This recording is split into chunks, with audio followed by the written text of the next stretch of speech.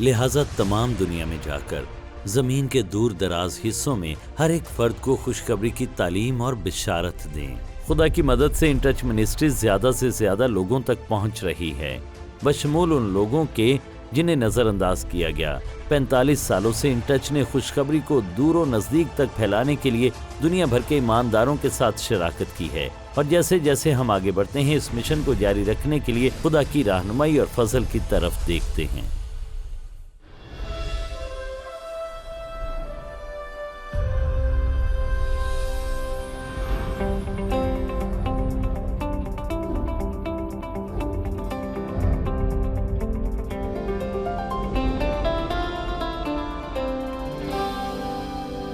Doctor Charles Stanley کے ساتھ in touch پوری دنیا میں انجیل کی منادی کر رہے ہیں۔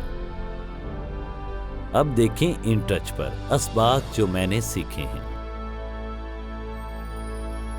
کیا آپ اصول کے مطابق زندگی گزارتے ہیں یا وقتی دباؤ میں؟ کیا آپ خود کو وقتی احساسات کی بنیاد پر فیصلے کرتے ہوئے پاتے ہیں یا پھر خدا کے کلام کے اصولوں پر؟ کیا آپ اپنے ارد گرد کے ماحول سے زیادہ متاثر ہیں یا روح القدس سے جو آپ کے اندر رہتا ہے؟ کیا آپ کہہ سکتے ہیں کہ آپ اپنی زندگی میں سمت معنی اور مقصد کا احساس رکھتے ہیں، یا آپ حالات و واقعات کی بنیاد پر زندگی میں رد عمل کا اظہار کرتے ہیں؟ اور دیکھیں، بائبل عظیم اور راست اصولوں سے بھری ہے جن کے مطابق خدا چاہتا ہے کہ ہم زندگی گزاریں۔ آپ پیدائش سے مکاشفہ تک دیکھ سکتے ہیں کہ ایک کے بعد ایک اصول ہے جو خدا نے ہمیں دیا ہے، کیونکہ یہ زندگی گزارنے کے لیے خدا کی دی ہوئی رہنما کتاب ہے۔ ایک باپ اپنے بچوں کے لیے جو سب سے زیادہ عقل مندی کر سکتا ہے وہ یہ ہے کہ انہیں ابتدائی زندگی میں سکھائیں۔ یقین کریں یہ خدا کا کلام ہے۔ کلام کے ان اصولوں کو اس انداز میں بانٹنا ہے کہ وہ راست اصولوں سے رہنمائی پائیں، وہ اصول جو ہمارے لیے زندگی کو بہترین طریقے سے گزارنا ممکن بناتے ہیں۔ تو امثال 3 باب کی طرف رجوع کریں، جو کہ شاید میرے لیے شخصی طور پر بائبل کا ایک لنگر باب ہے، کیونکہ یہ بائبل کا ایک سادہ سا حوالہ ہے جس پر کسی نہ کسی طرح میں ان تمام سالوں میں چلتا آیا ہوں۔ 3 باب کی پہلی آیت میں مرقوم ہے، اے میرے بیٹے، میری تعلیم کو فراموش نہ کر، بلکہ تیرا دل میرے حکموں کو مانے، کیونکہ تو ان سے عمر کی درازی اور پیری اور سلامتی حاصل کرے گا۔ شفقت اور سچائی تجھ سے جدا نہ ہوں، تو ان کو اپنے گلے کا طوق بنانا اور اپنے دل کی تختی پر لکھ لینا۔ یوں تو خدا اور انسان کی نظر میں مقبولیت اور عقل مندی حاصل کرے گا۔ سارے دل سے خداوند پر توکل کر اور اپنے فہم پر تکیہ نہ کر، اپنی سب راہوں میں اس کو پہچان اور وہ تیری رہنمائی کرے گا۔ تو اپنی ہی نگاہ میں دانش مند نہ بن، خداوند سے ڈر اور بدی سے کنارہ کر، یہ تیری ناف کی صحت اور تیری ہڈیوں کی تازگی ہوگی۔ اپنے مال سے اور اپنی ساری پیداوار کے پہلے پھلوں سے خداوند کی تعظیم کر، یوں تیرے کھتے خوب بھرے رہیں گے اور تیرے حوض نئی مے سے لبریز ہوں گے۔ اے میرے بیٹے، خداوند کی تنبیہ کو حقیر نہ جان اور اس کی ملامت سے بیزار نہ ہو، کیونکہ خداوند اسی کو ملامت کرتا ہے جس سے اسے محبت ہے، جیسے باپ اس بیٹے کو جس سے وہ خوش ہے۔ میں اس پیغام میں آپ کو کچھ بنیادی اصول بتانا چاہتا ہوں جو خدا نے میری اپنی زندگی میں رکھے، وہ اصول جن کے ذریعے اس نے زندگی میں میری رہنمائی کی ہے، جن کا ذکر میں یہاں کرنا چاہتا ہوں۔ ان کے علاوہ اور بھی بہت سے اصول ہیں، لیکن یہ وہ ہیں جنہوں نے میرے دل کو بہت زیادہ متاثر کیا ان تمام سالوں میں میری رہنمائی کی، جس کے لیے میں شکر گزار ہوں۔ اور میں پہلے سے شروع کرنا چاہتا ہوں۔ جو میرے دادا نے مجھے 17 سال کی عمر میں سکھایا، اسے احساس تک نہیں تھا کہ وہ میری زندگی میں کیا اثر ڈال رہا ہے، لیکن اس نے یہ اصول میرے سامنے نہایت سادہ انداز میں رکھا۔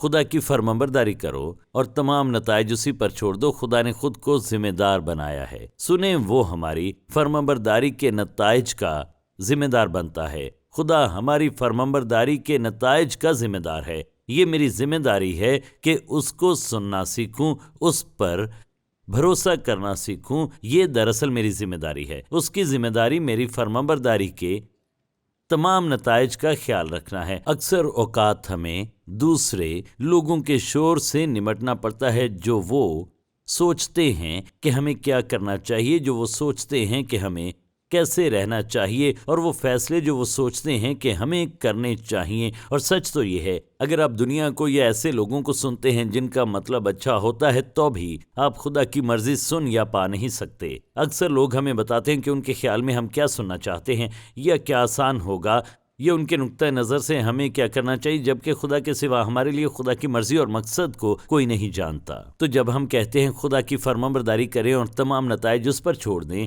تو اس سے بڑا اور کوئی سبق نہیں ہو سکتا۔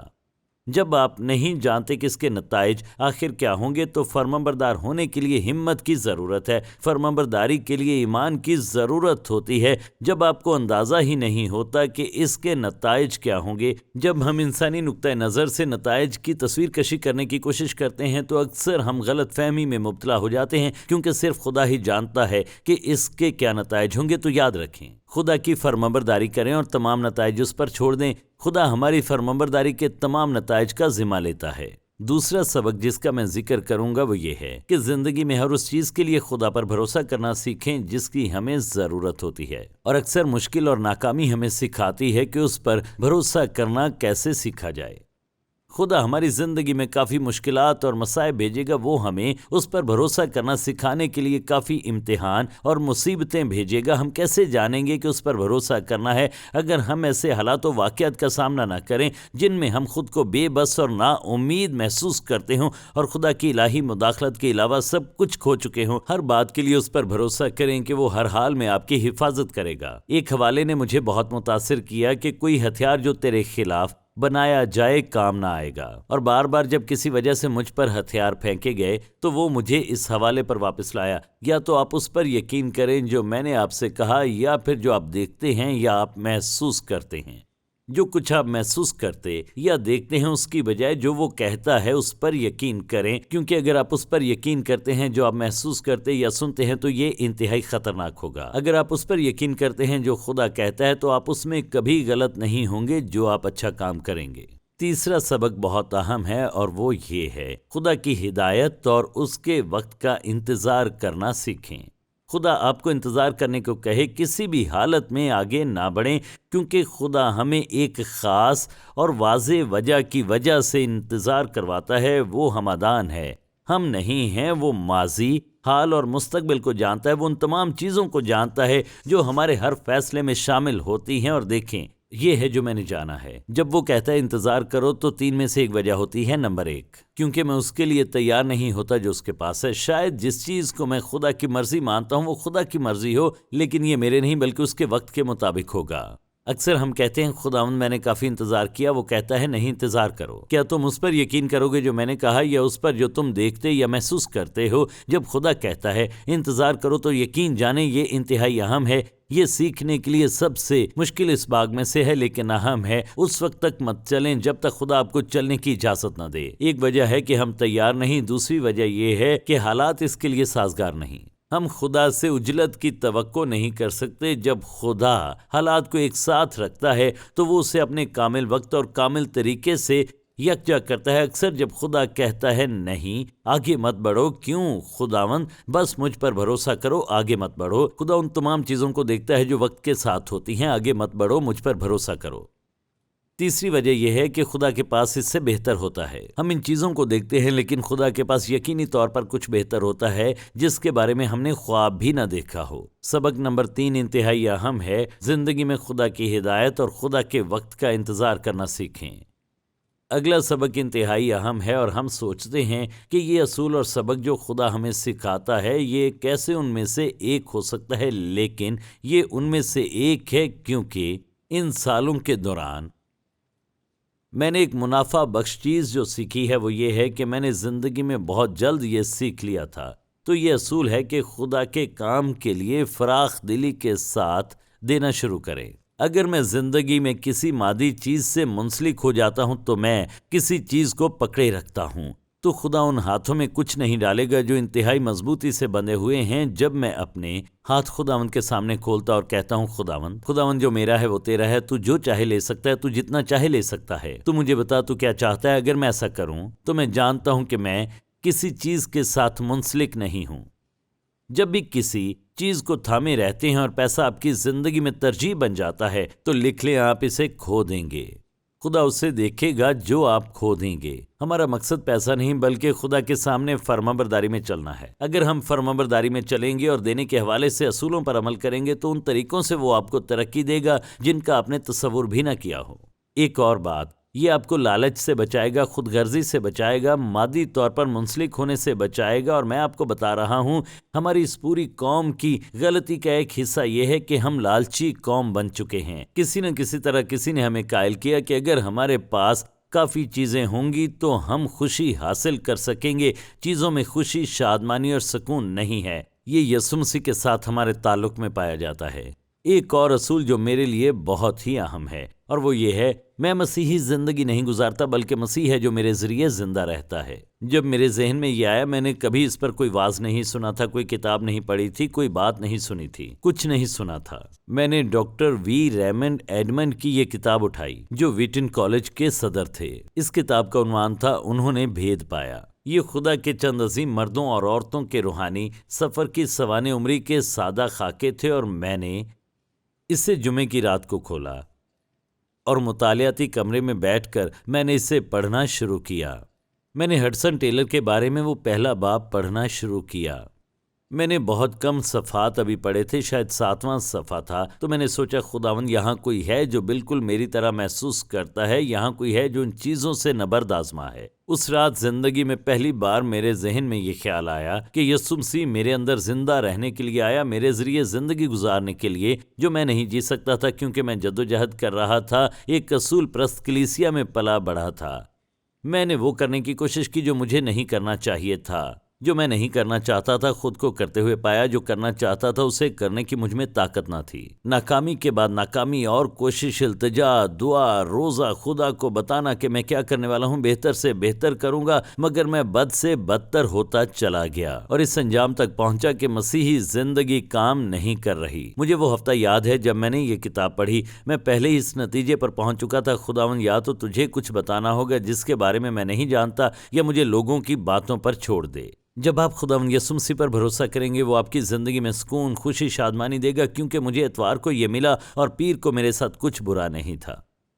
مجھے اپنا ایک ساتھی یاد ہے، وہ مہینے میں 1-2 بار وہاں آتا تھا۔ یہ کوئی مبالغہ آرائی نہیں، وہ آتا اور اپنی زندگی کو دوبارہ وقف کرتا۔ میں سوچتا شاید دنیا میں کچھ غلط ہے، کچھ تو غلط ہے کہ اسے 2 ہفتے بعد پھر سے زندگی وقف کرنی پڑتی ہے، یا تو بشارت میں کچھ غلط ہے یا اس کے ساتھ کچھ غلط ہے اور پھر جیسے خدا نے مجھے کچھ دکھایا۔ آپ تبلیغ کرتے ہیں، اچھا کرو، اچھے بنو، تم اچھا نہیں کر سکتے، تم اچھے نہیں ہو سکتے، اس میں کچھ گڑبڑ ہے۔ اس رات میں دعا سے اٹھا، مجھے یوحنا 15ویں باب کی پہلی چند آیات ملیں جہاں یسوع کہتا ہے، میں تم میں قائم ہوں اور تم مجھ میں قائم ہو۔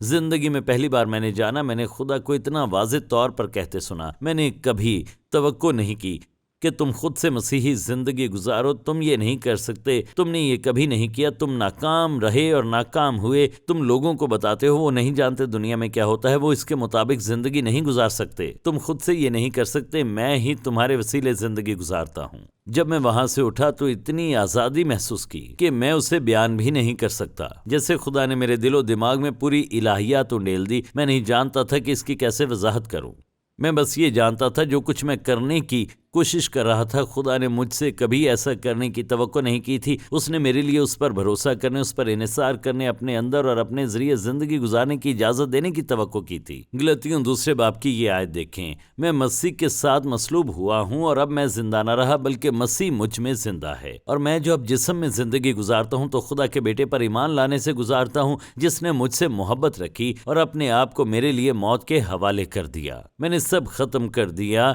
اسے خوش کرنے کی تمام کوششیں جو کسی نہ کسی طرح مجھے خدا کے لیے قابل قبول بناتی، وہ سب کچھ ایک ہی رات میں رخصت ہو گیا۔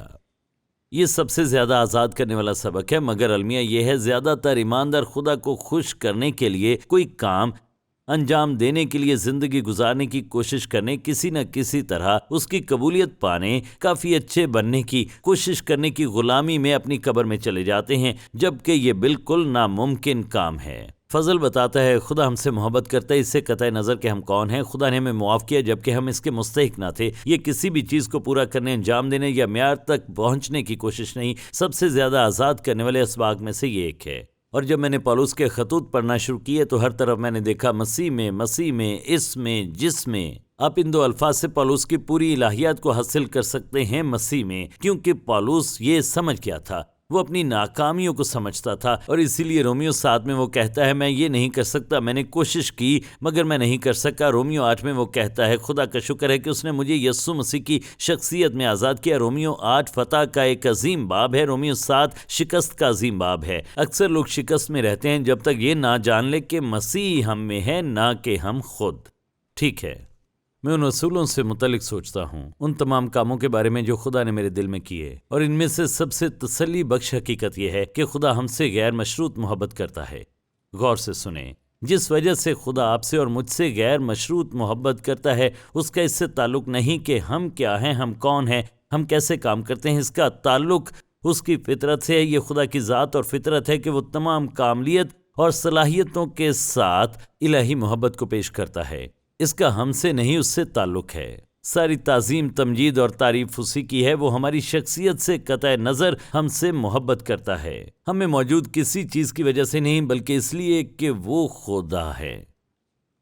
مجھے اس نتیجے پر پہنچنے میں کئی سال لگ گئے۔ جی ہاں، میں اعتراف کرتا ہوں، میں دنیا کے سامنے اعلان کرتا ہوں، خدا مجھ سے غیر مشروط محبت کرتا ہے، چاہے کچھ بھی ہو۔ ایسے لاکھوں لوگ ہیں جو ابدی سلامتی پر یقین نہیں کرتے اور اس میں مشکلات کا شکار ہوتے ہیں۔ وہ یہ نہیں مان پاتے کہ ہم خدا کے فضل سے بچائے گئے ہیں۔ وہ کہتے ہیں اگر آپ اس پر یقین رکھتے ہیں تو یہ گناہ کا ایک لائسنس ہے۔ سنیں، جب آپ خدا کی غیر مشروط محبت کو سمجھ لیتے ہیں تو آپ گناہ کے لیے لائسنس کی تلاش نہیں کرتے، بلکہ اس کے فرمانبردار بننا چاہتے ہیں، کیونکہ آپ ایسی محبت کے لیے شکر گزار ہوتے ہیں۔ جب آپ اسے شخصی نجات دہندہ قبول کرتے ہیں، وہ آپ پر مہر لگاتا ہے۔ بائبل کہتی ہے نجات کے دن تک تم خدا کے فرزند ہو۔ آپ کبھی اس حقیقت کو تبدیل نہیں کر سکتے کہ یسوع مسیح آپ کے گناہ کے لیے مر گیا۔ وہ آپ سے بالکل غیر مشروط محبت کرتا ہے۔ خدا کے آپ کو بچانے کے بعد آپ کبھی کھو نہیں سکتے، کیونکہ وہ کہتے ہیں اس نے آپ پر روح القدس کی مہر کی ہے جو آپ کے اندر رہتا ہے، اور آپ کبھی اسے کھو نہیں سکتے۔ کچھ لوگ ہر روز خوف کی غلامی میں رہتے ہیں۔ آپ فردوس میں جا رہے ہیں، کوئی پتہ نہیں۔ کیا آپ نے یسوع کو نجات دہندہ قبول کیا؟ دیکھیں، میں نے اس کی کوشش کی ہے۔ کیا اس نے آپ کو بچایا؟ جی مجھے ایسا لگتا ہے۔ کیا آپ نجات یافتہ ہے؟ میرا خیال ہے۔ دیکھیں وہ کیا کر رہے ہیں، ان کے رویے اور طرز عمل کو دیکھتے ہوئے، ان کے ماضی کو دیکھتے ہوئے فیصلہ کرتے ہیں، سنتے ہیں۔ جیسے آپ دوسروں کو پرکھتے ہیں ویسے ہی آپ کو بھی پرکھا جائے گا۔ خدا ہم سے قطعی غیر مشروط محبت کرتا ہے اور اس نے ہمیشہ ہمیں محفوظ رکھا۔ دیکھیں، اگلا اصول یہ ہے کہ زندگی کے تمام حالات پر خدا مکمل اختیار رکھتا ہے۔ میں اس سے زیادہ تسلی بخش سوچ کے بارے میں نہیں جانتا۔ وہ کہتا ہے تمہارے خلاف بنایا ہوا کوئی ہتھیار کامیاب نہیں ہوگا، کوئی نہیں۔ کیوں؟ کیونکہ وہ اختیار رکھتا ہے، اور اکثر ایسا ہوتا ہے جو ہمارے خلاف ہوتا ہے یا جو ہمیں کسی نہ کسی انداز میں تباہ کرتا ہے، خدا ہی جانتا ہے کہ آخر یہ کیا ہو رہا ہے۔ ہم علیم و بصیر، ہمدان، قادر مطلق خدا کے سایہ میں رہتے ہیں۔ وہ ہماری زندگی کے ہر پہلو پر مکمل اختیار رکھتا ہے۔ اگر میں اس پر یقین نہیں رکھتا تو میں خدا کے کلام کی تبلیغ سے دستبردار ہو جاؤں گا، کیونکہ اس کا مطلب ہے کہ ہم شکار ہیں اور دنیا ہمارے ساتھ یہ کر سکتی ہے اور دنیا وہ کر سکتی ہے، اس لیے کچھ بھی ہو سکتا ہے۔ اچھا تو ایمان کہاں ہے؟ آخر یہوہ خدا کہاں ہے؟ سنیں، وہ وفاداری میں مطلق العنان اور قدرت میں لامحدود خدا ہے۔ بائبل کہتی ہے وہ ہے اور وہ خود مختار ہے، اس لیے وہ ہر چیز پر مکمل اختیار رکھتا ہے۔ جو لوگ اس پر یقین نہیں کرتے وہ آپ کو بتائیں گے کیا کرنا ہے۔ وہ چاہتے ہیں آپ فیصلہ کریں۔ دیکھیں، مسئلہ یہ ہے کہ وہ خدا پر بھروسہ کرنے کو تیار نہیں۔ وہ خدا کو نہیں جانتے جسے آپ جانتے ہیں، وہ نہیں سمجھتے وہ خود مختار ہے۔ اگر خدا آپ کی زندگی پر اختیار رکھتا ہے تو میں کون ہوں جو بتاؤں کہ زندگی کیسے گزارنی ہے، یا اگر خدا آپ کی زندگی پر اختیار رکھتا ہے تو آگے کیا کرنا ہے۔ میں صرف یہ بتا سکتا ہوں خدا کا کلام کیا کہتا ہے۔ اپنا ذہن خود بنانا ہوگا کہ کیا یہ خدا کے اصولوں کے مطابق ہے۔ کیا وہ خود مختار خدا ہے جو آپ کی زندگی میں کام کرتا ہے، کچھ بہت اچھا کر رہا ہے۔ میں نے دوسروں کی زندگیوں میں کئی بار ایسی چیزیں دیکھی ہیں جو بہت تکلیف دہ تھیں، جو بہت مشکل تھیں۔ اب سنیں، خدا ایسی چیزوں کو آپ کو تعمیر کرنے اور مضبوط بنانے کے لیے استعمال کرتا ہے۔ وہ اس شخص کی زندگی کو مضبوط بناتا ہے اور قائم و دائم رکھتا ہے اور اس پر اپنا سایہ کرتا ہے۔ مشکلات اور کٹھنائیوں سے منہ نہ موڑیں۔ وہ امثال 3 میں یوں کہتا ہے، خداوند کی تنبیہ کو حقیر نہ جان۔ کیونکہ اکثر یہ تنبیہ ہوتی ہے جو ہمارے کسی کام کی وجہ سے یا کسی اور کے کام کی وجہ سے یا کسی وجہ سے بھی آتی ہے، کیونکہ خدا کے ذہن میں کچھ اور ہوتا ہے۔ خدا ہم سے محبت کرتا ہے اور وہ اس سب کو بالکل خوبصورت چیز میں بدل دے گا۔ دوسروں کے لیے یہ ماننا آسان ہے مگر اپنے لیے نہیں۔ اگلا سبق یہ ہے، ہر چیز کے لیے روح القدس پر مکمل انحصار کرنے کی اہمیت۔ سب سے زیادہ منافع بخش اسباق میں سے ایک یہ احساس کرنا ہے، مجھے اپنی روح میں کچھ کرنے کی ضرورت نہیں، مجھے اپنے جسم میں کچھ کرنے کی ضرورت نہیں، اپنی طاقت میں کچھ کرنے کی ضرورت نہیں۔ خدا کی مافوق الفطرت طاقت ہے جو ہر ایک ایماندار میں بستی ہے، جس کے لیے وہ آپ کو بلاتا ہے۔ آپ اسے اچھی طرح کر سکتے ہیں اور اس طریقے سے کر سکتے ہیں جس کا اثر پڑے، کیونکہ خدا نے آپ کو اور مجھے زندگی گزارنے کے لیے اسی طرح ترتیب دیا ہے کہ وہ ہمارے اندر اپنی زندگی بسر کرے۔ روح القدس ہمیں یہ کرنے کے قابل بناتا ہے۔ اگر خدا ہی ایسا کر رہا ہے تو آپ اس کا کریڈٹ نہیں لے سکتے، اس لیے غرور بہت بڑا گناہ ہے۔ خدا کہتا ہے اسے اس سے نفرت ہے کیونکہ یہ اس کے جلال کو چرا لیتا ہے۔ انسان کی زندگی میں اس کے تباہ کن اثر کی وجہ سے وہ اس سے نفرت کرتا ہے، کیونکہ جب کوئی شخص خدا پر انحصار کرنا چھوڑتا ہے تو خود پر انحصار کرنے لگتا ہے اور شیطان اس کی زندگی میں آتا ہے اور اسے نیچے کھینچتا ہے۔ جب میں ان اصولوں کے بارے میں سوچتا ہوں تو اہم ترین اصول یہ ہے، خدا کے ساتھ دھیان و گیان کے لیے آپ کا شخصی وقت آپ کی ترجیح ہونا چاہیے، اور یہ سب سے اہم اسباق میں سے ایک ہے۔ سنیں، خدا کے ساتھ دھیان و گیان کے لیے آپ کا شخصی وقت آپ کی زندگی کی ترجیح ہونا چاہیے۔ آپ مسیحی زندگی میں اس سے زیادہ قیمتی، زیادہ نتیجہ خیز، زیادہ اثر انگیز کام نہیں کر سکتے، کیونکہ یہ ان تمام دوسرے اصولوں پر اثر انداز ہوتا ہے۔ یہ وہ وقت ہے جو ہم خدا کے سامنے گھٹنوں کے بل گزارتے ہیں۔ اور سنیں، جو وقت آپ کلام کے ساتھ گھٹنوں کے بل گزارتے ہیں، سنیں، صرف دعا ہی نہیں، آپ ہر طرح کی دعا کر سکتے ہیں، لیکن اگر آپ خدا کے کلام کے ساتھ دعا کرتے ہیں، کلام پڑھتے ہیں، خدا سے اپنے دل سے کلام کرنے کو کہتے ہیں، خداوند اس بارے میں میرے دل سے کلام کر، مجھے سچائی دکھا کہ تو مجھ سے کیا کہتا ہے۔ دیکھیں، خدا آپ سے پیار کرتا ہے اور وہ ہمیں اپنے لیے چاہتا ہے۔ وہ چاہتا ہے ہم اس کے ساتھ وقت گزاریں، جیسے مرد اور عورت جو واقعی پیار کرتے ہیں تنہا وقت گزارنا چاہتے ہیں جب وہاں پر کوئی اور نہ ہو، تو خدا چاہتا ہے ہم اس کے ساتھ تنہائی میں وقت گزاریں۔ آپ اور میں بھی دن میں سب سے قیمتی وقت اس کے ساتھ گزار سکتے ہیں جب ہم خاموشی میں اس کی بات سنیں، اس سے دعا کریں اور اسے پکاریں۔ اکثر پاسٹر مجھ سے کہتے ہیں، اگر آپ کو بطور نوجوان پاسٹر کچھ کہنا ہو تو آپ کیا کہیں گے؟ میں ایک ہی بات ان سے کہتا ہوں، آپ کی زندگی میں اہم چیز وہ وقت ہے جو آپ کلام میں اپنے گھٹنوں کے بل خدا کے ساتھ تنہائی میں گزارتے ہیں، اپنے لیے پیغام کی تلاش کے لیے نہیں بلکہ خدا کی تلاش کرتے ہوئے۔ اور اگر والدین اپنے بچوں کو یہ سکھانا چاہتے ہیں کہ وہ یہ کیسے کریں، رات کو سونے سے پہلے آپ ان کے ساتھ بیٹھیں، ان کے ساتھ خدا کا کلام کھولیں، انہیں کلام کا ایک حوالہ پڑھائیں، خدا کے کلام کو نظر انداز نہ کریں۔ ان کی ابتدائی زندگی میں انہیں یاد بھی نہ ہو کہ انہوں نے یہ کتاب پہلی بار آخر کب پڑھی تھی۔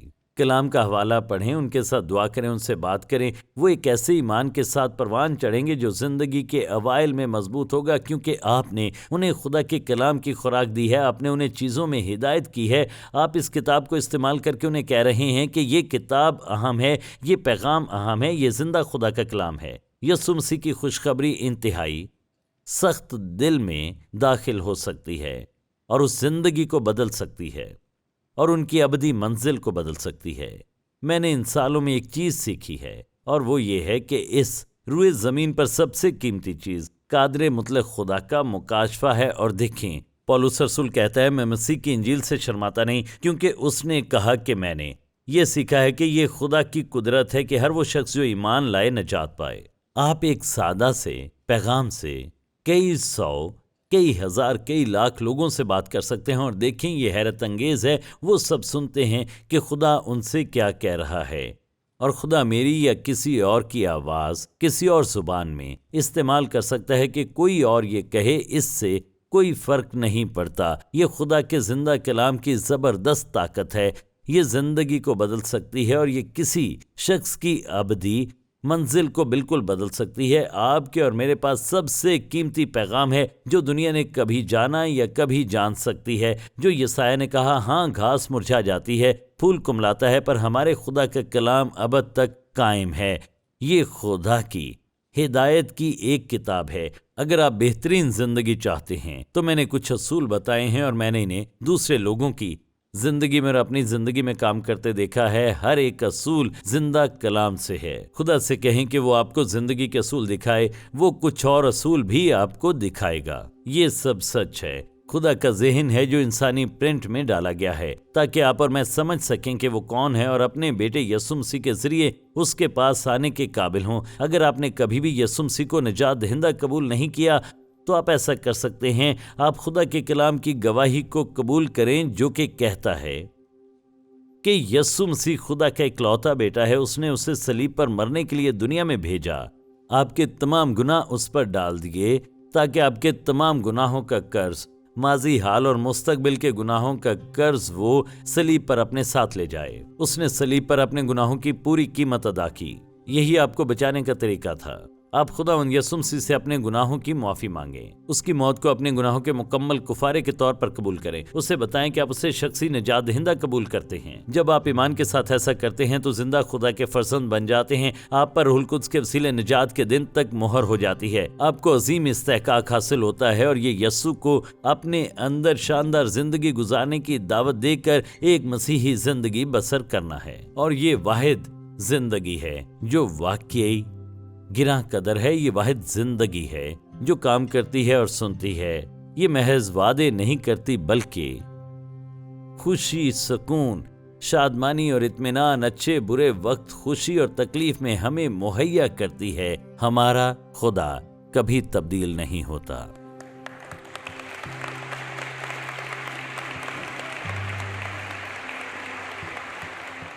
تو آپ جہاں کہیں بھی ہیں، میں آپ کی حوصلہ افزائی کرتا ہوں، سادہ سی دعا کریں، اس سے گناہوں کی معافی مانگیں اور بتائیں کہ آج آپ اسے شخصی نجات دہندہ قبول کرتے ہیں، اور ایک بات یقینی طور پر آپ اس سے مانگیں، وہ آپ کو بچانے اور آپ کی زندگی بدلنے کو تیار ہے۔ اگر آپ کو آج کے پروگرام سے برکت ملی ہے تو وزٹ کریں intouch.org پر۔ پوری دنیا میں مسیح کے ساتھ بڑھتے رشتے میں لوگوں کی رہنمائی کرنا اور مقامی کلیسیا کو مضبوط کرنا in touch doctor Charles Stanley اور ان ٹچ منسٹریز کی پیشکش ہے، اور یہ پروگرام خدا کے فضل، آپ کی دعاؤں اور عطیات سے ممکن ہوا۔